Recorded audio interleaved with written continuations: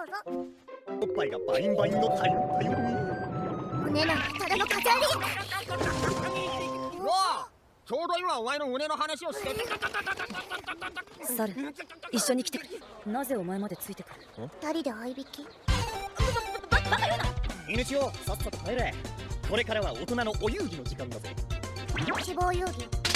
おっぱいは希望じゃねえ。あの中に男の夢と希望が詰まってんだ。 Yoshiharu is an ordinary high school boy who was sent back in time to the Sengoku period, with nothing more than a low-battery smartphone, and despite people constantly trying to kill him, Yoshiharu quickly puts his knowledge of Japanese history to use by making himself rich, creating a harem of warrior beauties and even leading an army through war. But all this begins when Yoshiharu first arrives in feudal Japan and is saved by Toyotomi Hideyoshi, the man destined to unify Japan after Oda Nobunaga. With the death of such an important historical figure, Yoshiharu realizes that all of Japanese history is about to change and he has no choice but to take Hideyoshi's place in history. Moments later, however, Yoshiharu is awestruck by a samurai girl slashing her way through the battlefield, but when her sword breaks, Yoshiharu leaps into her defense. By playing war sound effects on his smartphone, he makes the men believe that he is some kind of sorcerer with an entire army in his tiny magical box. This plan works for a few seconds until his phone's battery dies, and he's forced to protect the girl with his body. Luckily, reinforcements soon arrive to rescue them, and the girl kicks Yoshiharu off of her, before revealing that she is Oda Nobuna, the female version of Oda Nobunaga, the man revered as Japan's first great unifier. It's then that Yoshiharu realizes that in this alternate timeline, many of the well-known historical Japanese figures are now female. As a reward for saving her, Oda spares Yoshiharu's life and allows him to become her servant.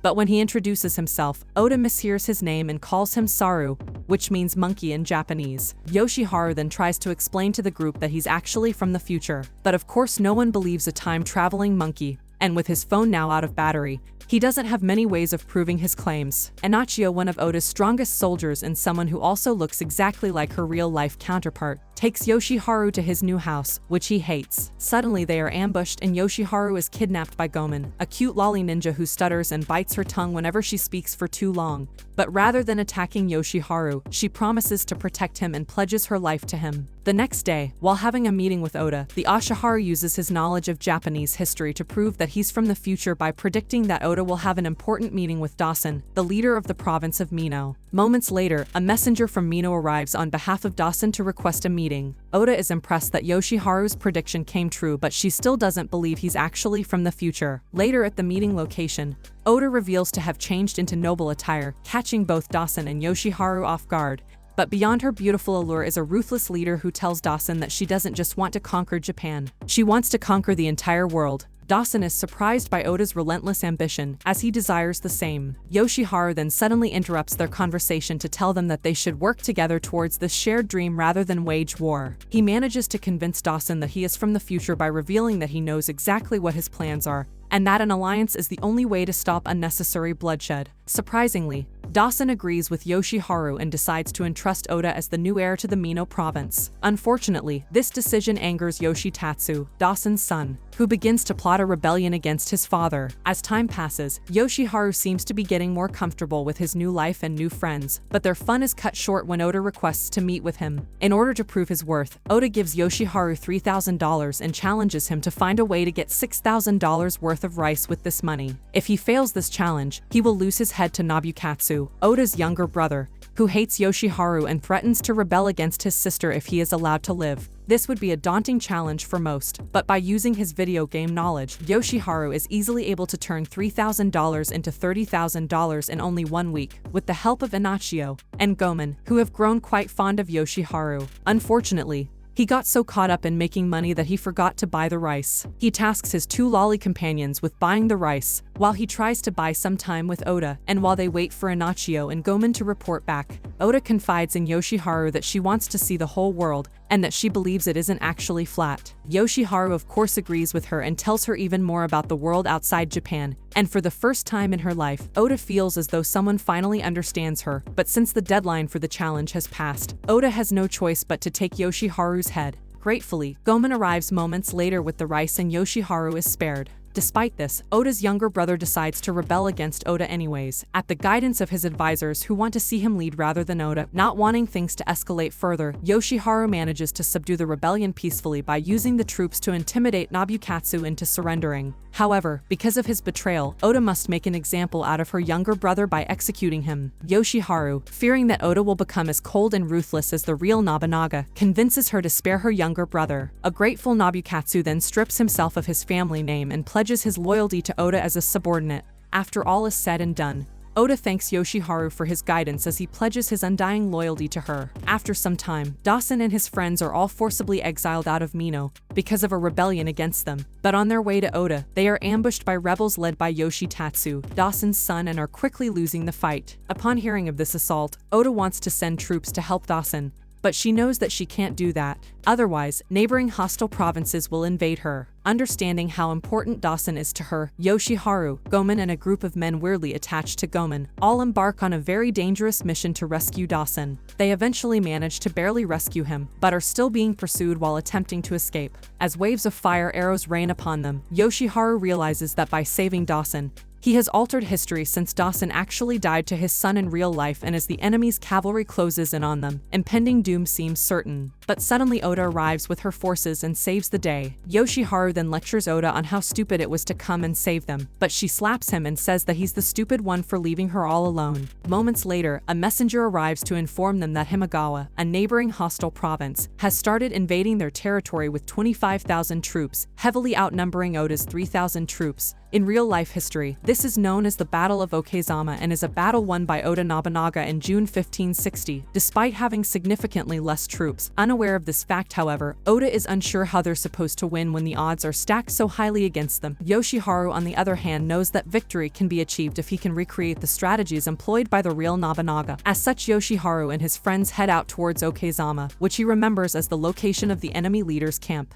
On their way there, they surprisingly run into Nobukatsu and his harem of warrior babes, who are completely enamored with him. Yoshiharu convinces Nobukatsu to distract the enemy troops with his girls, while he and his two lollies report back to Oda. On their way back, however, Inachio and Gomen are ambushed by ninjas and are forced to fend them off. Meanwhile, Yoshiharu continues to advance only to be attacked by Hattori Hanzo, who severely wounds him, but by using some talk no jutsu, Yoshiharu manages to convince Hanzo to spare his life. After reaching Oda and informing her of the location of the enemy leader's camp, Oda prepares her army for war with a powerful speech, and as it begins to rain, Yoshiharu notes that it rained during the real Oda Nobunaga's victory too. Oda arrives to Okezama and launches a full frontal assault onto the Imagawa clan. Oda's warrior babes slash their way through the enemy forces as Yoshiharu's two cute pet lollies also work together to kick some ass. Meanwhile, Yashimoto and Imagawa, the enemy leader and another character who looks identical to their real-life counterpart, is soon met by Yoshiharu,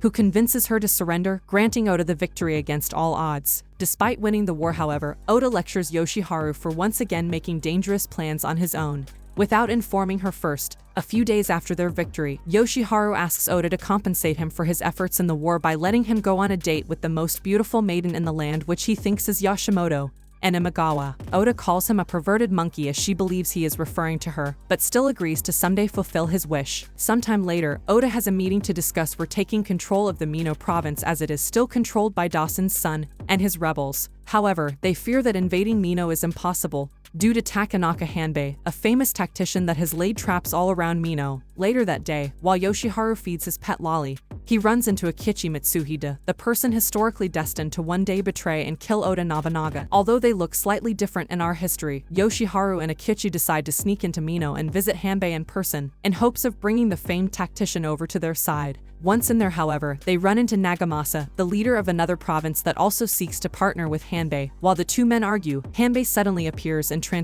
forms into a wolf right before their eyes. As lightning fills the room, Yoshiharu, Akechi, and Nagamasa find themselves equally shocked. But Inachio calmly walks up to the wolf and stabs it, seemingly killing it. Inachio then opens a trapdoor and reveals the real Hanbei hiding behind it, which turns out to be a shy lolly who's incredibly adept at performing illusions. After conversing with her, Yoshiharu begins to understand Hanbei's pure heart better, and manages to convince her to join their side by promising that Oda will unify Japan and put an end to all this unnecessary bloodshed. Later that night, Hanbam, who is impressed by Yoshiharu's kindness, clarifies that she will only serve him and fulfill his wishes rather than Oda's. The next day, Oda is surprised that the famous tactician is just a little girl, but she happily welcomes her to the team regardless. They then discuss their plans to invade Mino and the castle where Yoshitatsu resides. But doing so is nearly impossible because the castle sits at the top of a mountain, and they must also cross a heavily guarded river to even get there. Thanks to his knowledge of history, however, Yoshiharu knows exactly how to siege this castle, and Oda finally trusts him and agrees to leave it up to him. As part of his plan,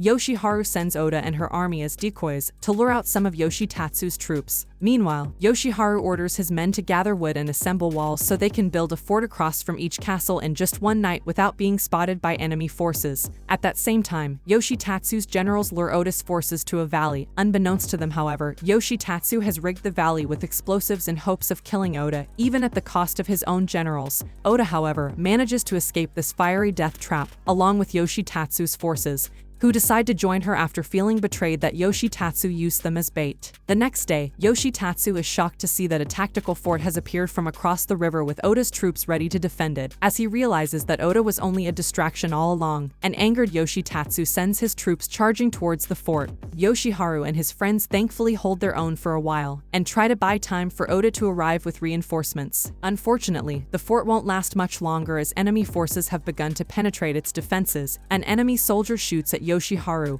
but Gomen valiantly intercepts and blocks it with her body. As the men continue to fight for their lives, Yoshiharu holds Gomen in his arms and begs for her not to die on him, not wanting her death to be for nothing. Yoshiharu solidifies his resolve to win this fight no matter what. Oda then arrives moments later, only to see the fort in flames. She falls to her knees and cries as she believes she arrived too late to help them. But just as all seemed lost, she notices Yoshiharu in the distance waving at her, and it relieved Oda orders her army to charge ahead. Doman suddenly jolts back up and reveals that she was obviously wearing protective gear. Yoshiharu is overjoyed to learn that she survived and embraces her tightly, which embarrasses Gomen but pisses off her loyal followers. Meanwhile, it's revealed that Nagamasa planned to use this opportunity to invade Mino as well. But Yoshiharu had anticipated this and stationed the samurai babe to intercept Nagamasa, foiling his sneaky plans. After winning the battle, Oda seizes control of this castle and of the Mino province and decides to spare Yoshitatsu's life as she wishes to be a kind leader. But as Yoshitatsu leaves, he swears that he will someday have his revenge. Thank you guys for continuing this journey with me.